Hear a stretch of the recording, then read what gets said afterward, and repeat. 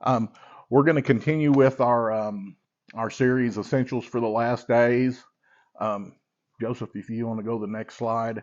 Um, and I've kind of lumped this together, and this may have not been the best approach. I originally had it divided up into three parts: being spiritually prepared, then being mentally and physically, or emotionally and mentally prepared, and then physically prepared. But I've lumped those two, the emotionally and mentally and the physically, all into one. So we may or may not get through this morning. We'll go as far as we can, and then if we don't get through it, we'll back up and regroup. And we may even continue this another Sunday, one more Sunday.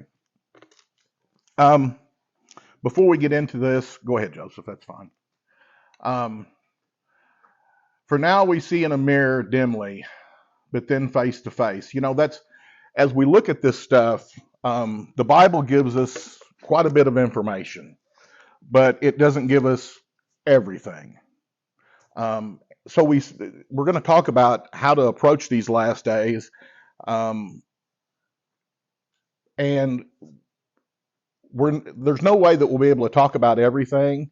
There's no way that we'll be able to cover everything. There'll be things that I have thought of that you all haven't, possibly, vice versa, things that you all have thought of that I've not thought of. But as we go through this, um, we'll probably be looking at things from a back and forth from a worst point scenario. Because if you're preparing for the worst, that's kind of been my philosophy behind this all along: is pray for the best, prepare for the worst, and leave everything in the middle to God. Leave everything else to God. But anyway, we'll go ahead and dive into this and get started. These are things that we've talked about um, for months and months now. I'm sure that you have become somewhat familiar with some of these terms. And many of these terms we find in the Bible. Not exactly like I've got them listed here, but a new world order. Of course, we've talked about how the Antichrist um, will rule the world from a new world order. And of course, we hear that in the news, a new world order, quite often. We talk about economic collapse, that there's a very real possibility that in the United States that we may have an economic collapse. And of course, the CBDCs, the central bank digital currencies, um, they've talked about that a lot this week. Famine, famine throughout the world. We're not experiencing much famine here yet. But if you all aren't aware, India, about a month ago, they stopped all export of rice, just due to shortages in their own country, but they're not exporting any rice. And about 2 weeks ago, they stopped export of everything else. They're not exporting any grains or anything. India isn't. So we kind of see the world gearing up towards this famine. World War III.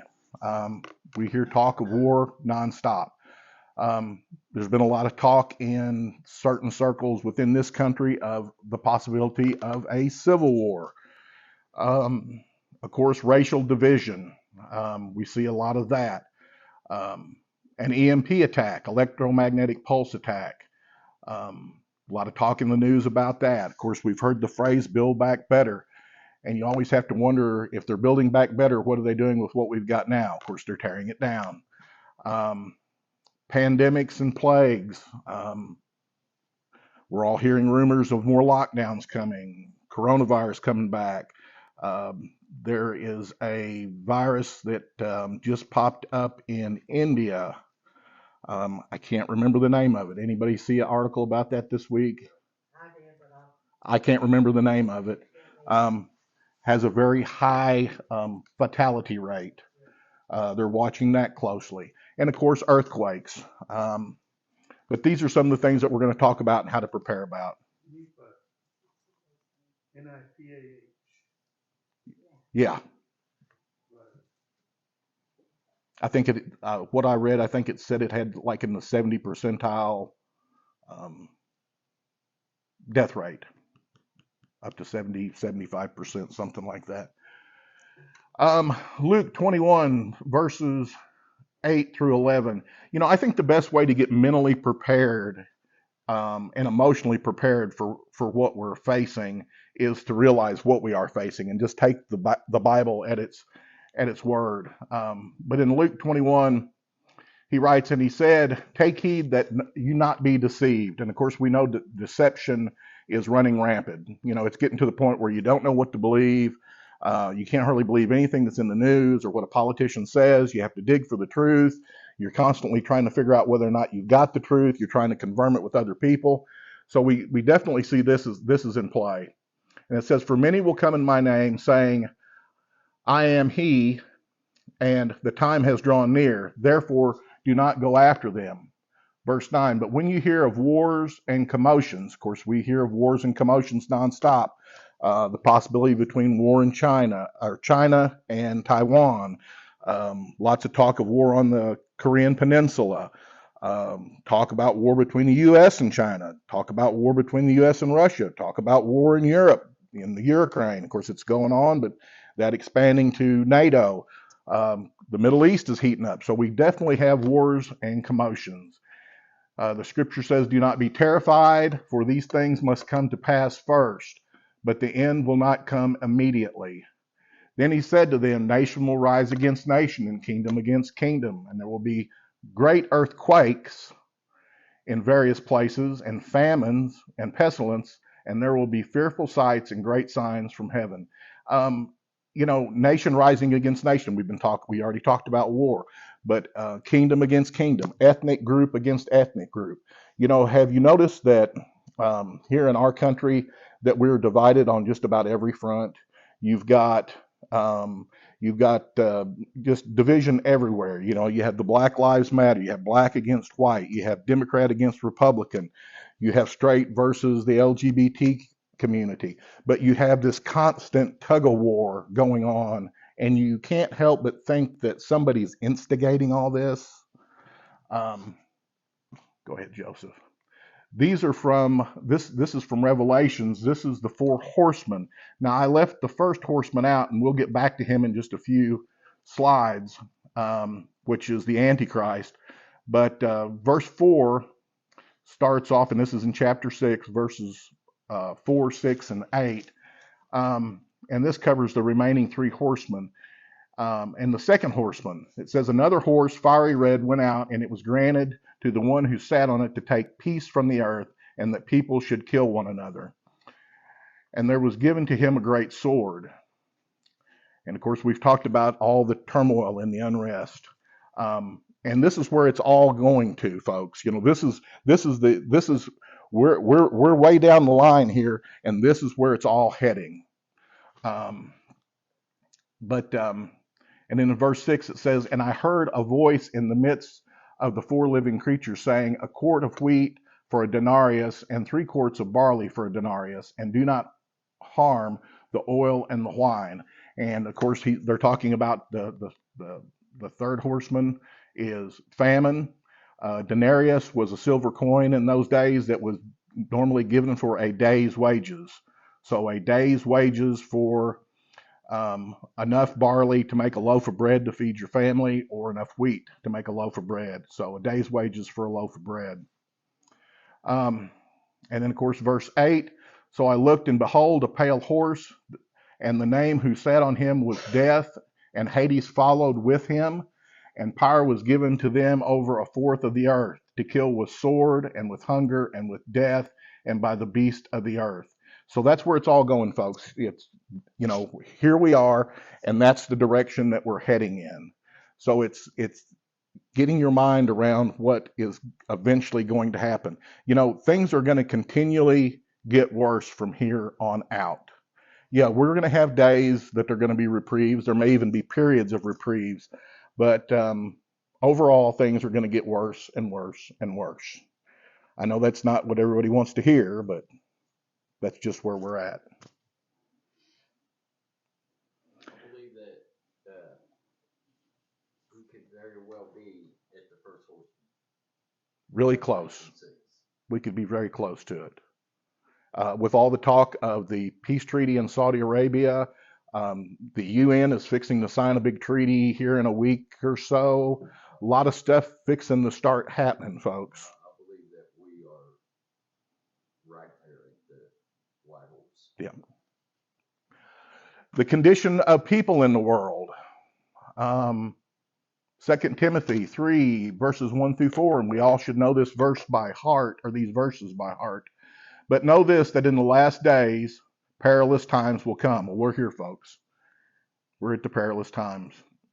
And it says, for men will be lovers of themselves, lovers of money, boasters, proud, blasphemers, disobedient to parents, unthankful, unholy, unloving, unforgiving, slanderers, without self-control, brutal, despisers of good, traitors, headstrong, haughty, lovers of pleasure rather than lovers of God.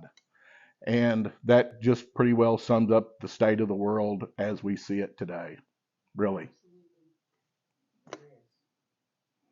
And going back to Luke now, of course, we've spent a lot of time in Luke this morning. But Luke gives us something very interesting here that's not given in the other Gospels when talking about the Olivet Discord. It says, but before all these, they shall lay their hands on you and persecute you, delivering you up to the synagogues and into the prisons, being brought before kings and rulers for my name's sake.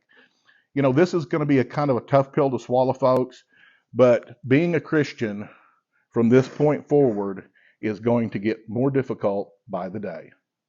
And that's something that we need to have in our minds. And I think that that's one of the key reasons that the Bible tells us not to forsake the assembling ourselves of ourselves together, because we not only do we have to rely completely on God, is we're going to need that fellowship with like-minded people, because whoever you hang around with is what you're going to be like. It's the truth. The much more. And the much more. And the much more. Luke goes on to say, down in verses 16 and 17, it says, you will be betrayed even by parents and brothers, relatives and friends, and they will put some of you to death, and you will be hated by all for my name's sake. That's something, folks, that we have to be prepared for. You know, nobody wants to be hated by anyone. But I don't know if you can tell it or not, if you keep up with it close enough, but there's a current flowing that in the political realm that they're labeling us, folks. We are the homophobes. We are the fearmongers. We are we're the racist now. Of course, we're none of those things, but the way the narrative is being formed, they're pushing us all into that corner. If anybody that opposes their set of rules, their set of goals, are being moved over and labeled, if you haven't noticed all that. And of course, Daniel, this is where this is all going again in the end. Daniel chapter 7, verses 19 through 21, and we've talked about this before, and it says, then I wish to know the truth about the fourth beast, and this is that fourth kingdom, which was different from all the others, exceedingly dreadful, with its teeth of iron and its nails of bronze, which devoured, broke into pieces, and trampled the residue with its feet. And the 10 horns that were on its head, and the other horn which came up before the three fell, namely that horn which had eyes and a mouth which spoke pompous words. And he's talking about the Antichrist there, that there'll be 10 kings that will rise up. 3 of them will fall when the Antichrist comes to power. And it says that he will do this by intrigue, so it may not necessarily be a war, but that's how he will take he'll take control. He'll overtake 3 of the kings, which are the 3 horns. The other 7 will give their power over to him. And then in verse 21, it says, and I was watching, and the same was making war against the saints and prevailing against them. So that's where it's going, folks. It's going to the point where we're going to be persecuted. That's the end. That's where it's going to eventually go. And when we get into the tribulation, the all-out persecution, and we can already see persecution in certain parts of the world today. It's a time to be bold, folks, and we talked about this during our spiritual point. Hebrews 13:5 says, "So we may boldly say that the Lord is my helper; I will not fear. What can man do to me?" You know, that's a tough one, folks. It really is. But that's the attitude that we need to have. And that's the point of mental and emotional preparedness. We're going to kind of switch over into the physical part of it. Does anybody have any thoughts or questions before we kind of transfer over into physically being ready? And I want you all to chime in here, and participate. Question. You read in the last verses, more trampled the residue with his feet. Is that talking about the remnant? I don't know, Lana. I would have to look into that closer. You're talking about that verse in Daniel? I'm not sure. Any thoughts on that, Brother Guy? Back it up. Back it up to Daniel there, Joseph. One, yeah. You're talking about in verse 19 there. Which devoured and broke into pieces and trampled the residue with his feet. Trampled the residue with his feet. I'm not sure if he's talking about the nations that he conquered there, or if he's talking about the saints, because we've got the saints at the bottom of the paragraph there. I'd have to look. I'd have to really dig into that a little closer, Lana. I'm not sure what word in the original Hebrew is being translated into residue there. That might give us a clue if we looked at that word a little closer.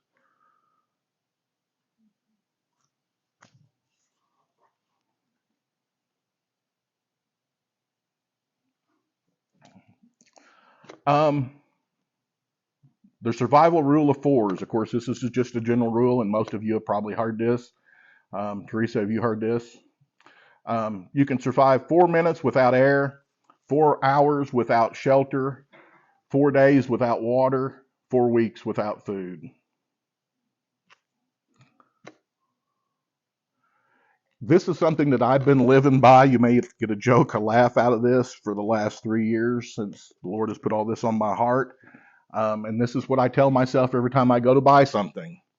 If you can't wear it, if you can't eat it, if you can't take shelter in it, and you can't defend yourself with it, I probably don't need to buy it at this point in the game. And that's a rule that I personally live by. Have a plan. Bug in, bug out. Most of us pretty well think that we're going to ride this out right where we're at. That's pretty much the assumption that I have. But under certain circumstances, you may have to pick up and go, and we may have to pick up and go in a hurry. So have a plan. Have a contingency plan. Have a backup plan. Have a couple backup plans. We all know that we're in a world of hurt.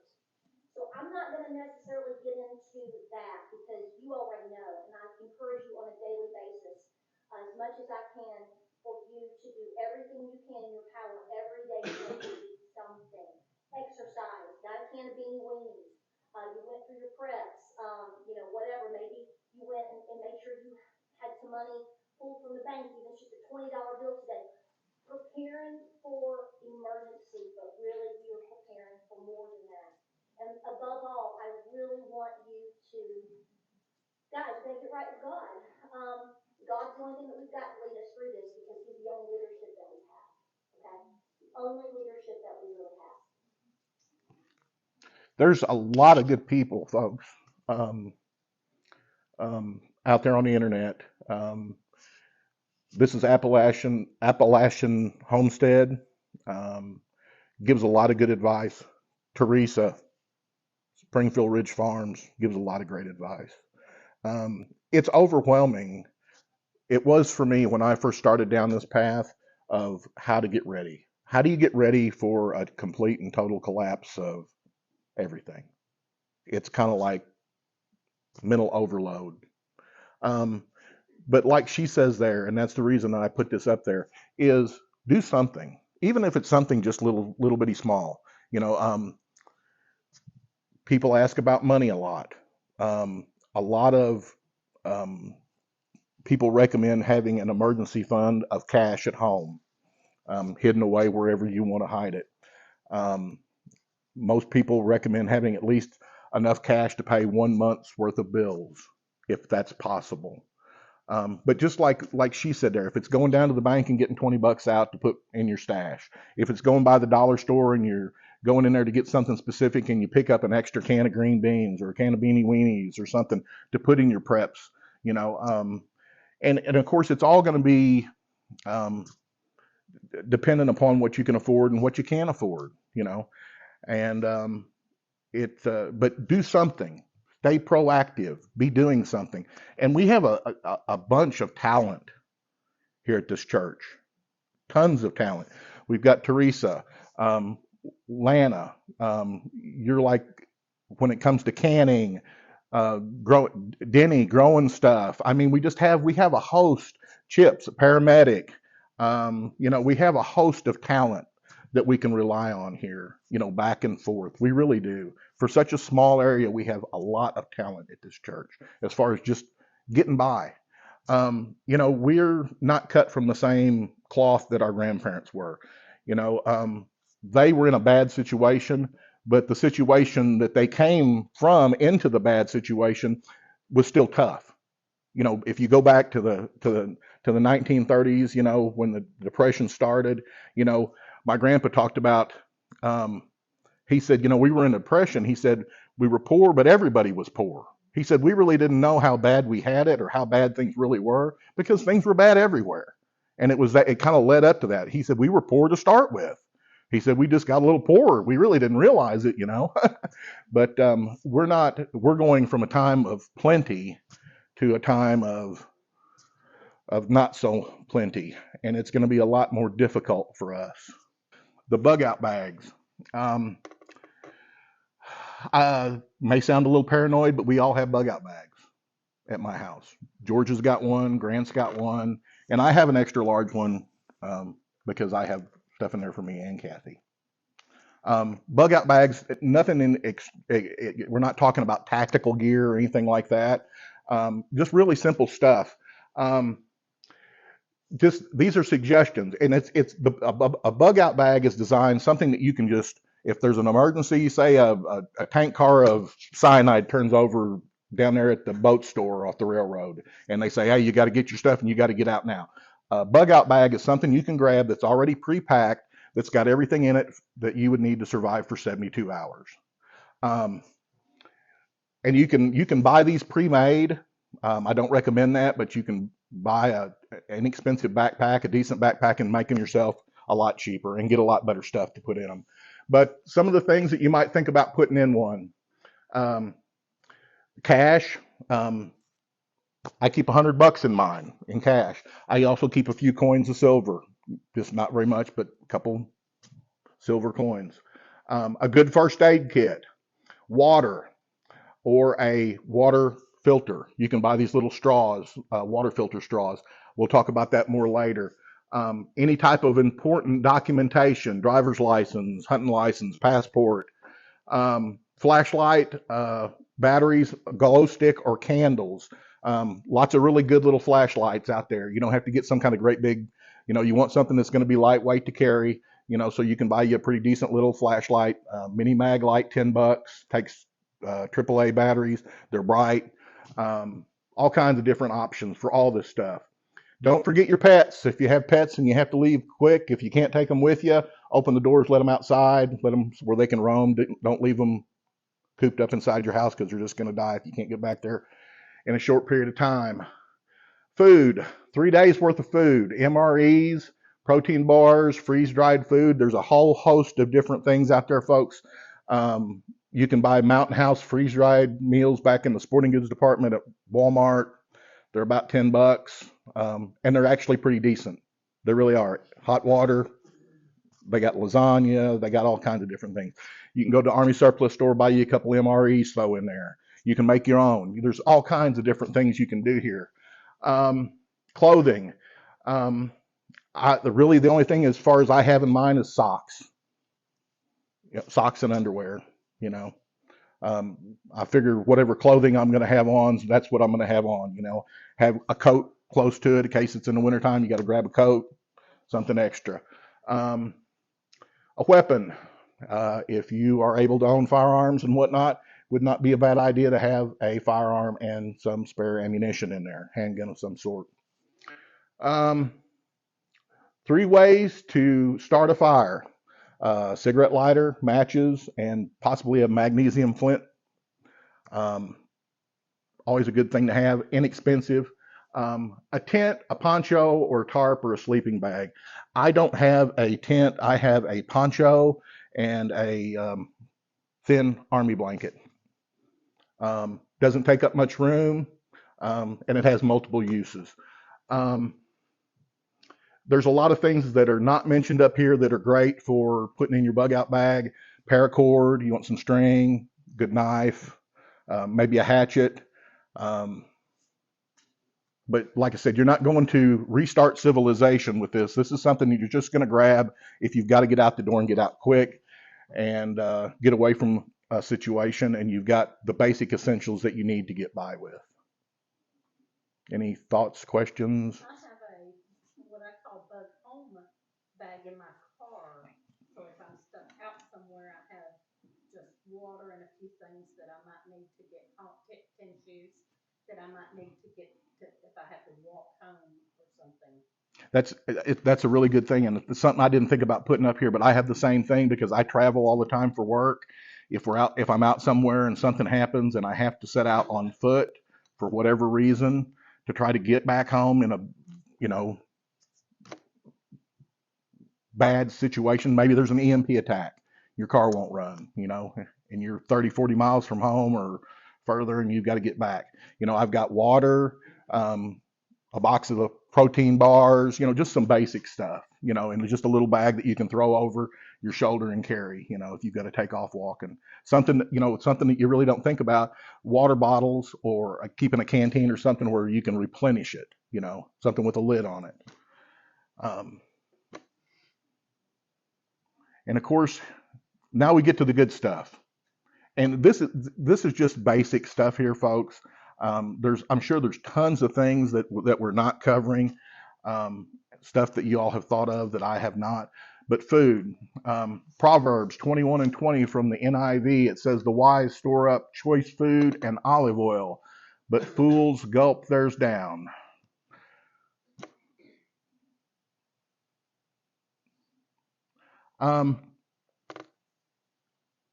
It's kind of a daunting task again, coming up with stuff that will store for a long time where you won't waste your money. Rice and beans, not everybody's favorite, but they will keep you alive. 20 pounds of white rice has 15,600 calories. 10 pounds of red beans have 14,400 calories. That's a total of 40,000 calories. Based on a 2,000 calorie a day diet, which if we're in a end times scenario, that's not going to be enough calories. You're going to be burning a lot more calories than that. We need 2,000, 2,500 a day just to get by.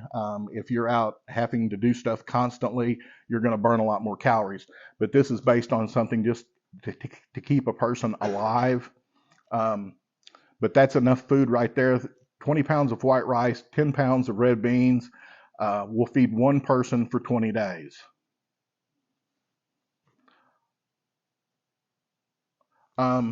This is to kind of show you how inexpensive it is to start a stockpile. In the upper left-hand corner, this is all from Sam's Club, Menards, and Amazon. But at Sam's Club, you can buy a 50-pound bag of white rice for $26. You can buy 12 pounds of triple clean pinto beans for $9.28. 5-gallon buckets, $2.99 at Menards, $2.21 for lids, and Mylar bags. They vary in price, but normally the bags, if you average them out, average between $1 and $2 a piece for Mylar bags. Now, you might be thinking, Mylar bags, 5-gallon buckets, what's all that about? Really good way to store your stuff. If you're storing rice or beans or anything for long term, the Mylar bags are really great. They seal. I prefer the ones that have the zip lock across the top, and then you can also seal them with a curling iron or an iron to actually seal them. Most of the kits that you buy on Amazon will have the oxygen absorber pads. A 50-pound bag of rice will fill 2 5-gallon Mylar bags. You can take your Mylar bag, put it down inside your 5-gallon bucket, put your rice in it, put your oxygen absorber in it, roll it down, get all the air out, seal it, and then iron it shut. Roll the what's excess out, put the lid on it, and then you've made your food rodent proof. You know, if you're storing this, maybe you're storing it in your shed, if you're storing it in your closet, maybe in your attic or your basement, somewhere where you might have mice or bugs. By putting it in the 5-gallon bucket and the Mylar protects it, and the oxygen absorber preserves it, and the 5-gallon bucket keeps the vermin out. The 5-gallon bucket can also be used for other things. So that's the way I have stored all my stuff, in 5-gallon buckets like that. Yes.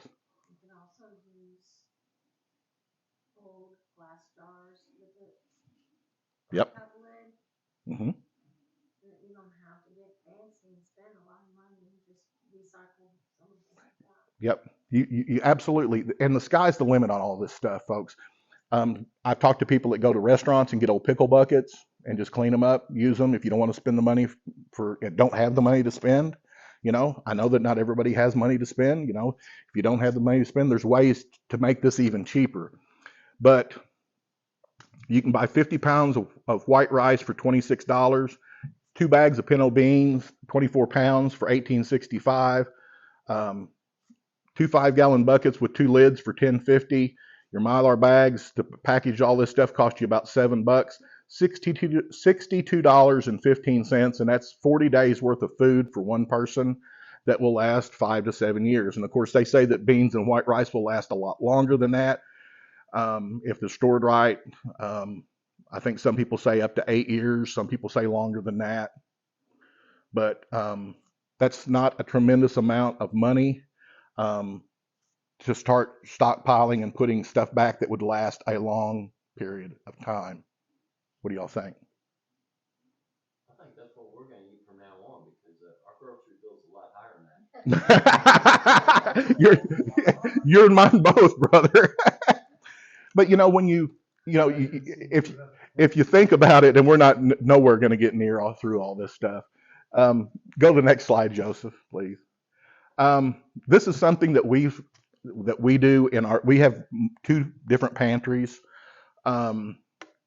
We have kind of what we call our working pantry, and then we have our long-term storage pantry.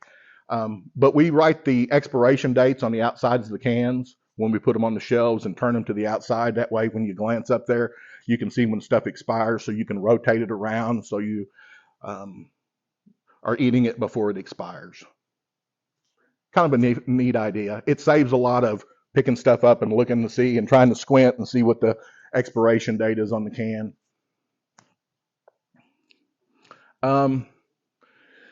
This is another picture of our working pantry. You'll notice up on the top shelf up there, we have some stuff in totes. Anything that's not in tin cans, I put in plastic boxes with lids. Just the cheap ones you buy at Walmart. They keep the bugs and the vermin out of your stuff. And also, if you have to bug out, you just grab them and throw them in the back of the truck. It's not like moving individual cans and whatnot. Of course, supplementing your beans and your rice with other things.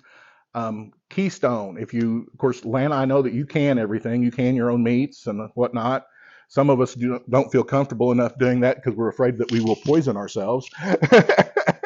But um, an alternative, Keystone, seems to be a really good brand. I've tried all of it personally myself. It's good quality. This is a can of pulled pork. It's a 28 ounce can. It's not the small can, it's the next bigger can. It has only 2 ingredients, pork and sea salt. It has no preservatives in it.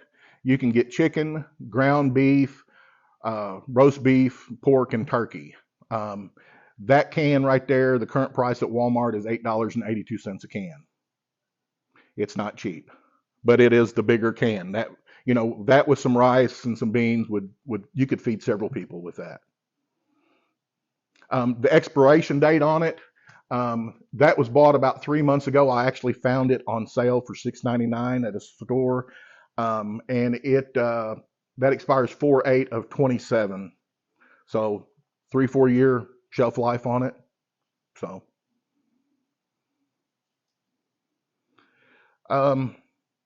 something that a lot of people don't think about. We don't know how reliable our utilities are going to be going forward. Are you going to have electricity? Are you going to have access to gasoline, propane, different things? Have y'all thought about different ways of cooking things?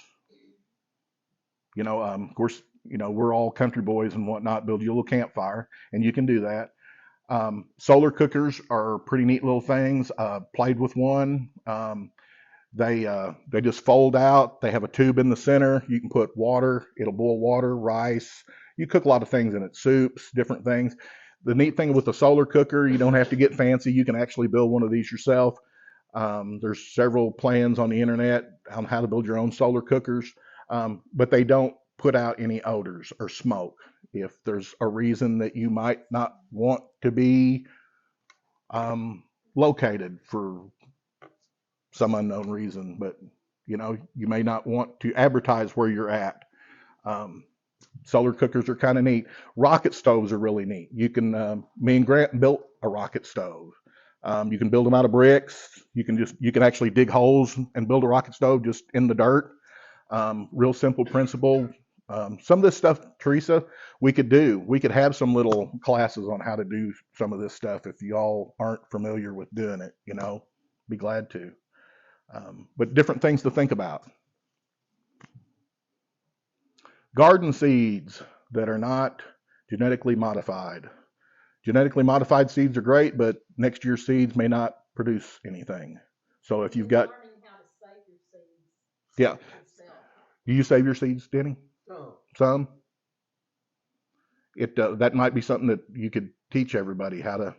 A lot of people don't know. Grandpa used to show me stuff, but there's a lot of stuff I didn't pay attention to. I had baseball and other things on my mind. Main thing will be just dry. Dry? Make sure there's no moisture. Okay. The moisture will ruin it. Okay. But that's something to think about is seeds that are not GMO. This one's for you, Lana. Canning supplies, jars, lids, etc. We talk about the situations with money and bartering and trading and whatnot. A lot of these things that we've been talking about here would be worth their weight in gold if you couldn't get your hands on them and had to have them. But point being, and I'll close out. We're running out of time to prepare, folks. The better prepared we are, the more we're going to be able to help other people. When it's go time, and we're getting real close to that, when the shoe does fall, when the dam does break, we can be out running around trying to take care of stuff that we should have already taken care of, and trying to get things lined up for our families and our friends. Or if we're already prepared, we can use that time to witness, to help other people, to lead other people to Christ. And all this stuff that we're talking about shouldn't be our focus. Jesus Christ is our focus. But if we get this stuff out of the way, if we get as prepared as we possibly can, then we can focus on the needs of others when they're going to need it the most. We can show them the love of Christ. because God has given us the ability to prepare for it.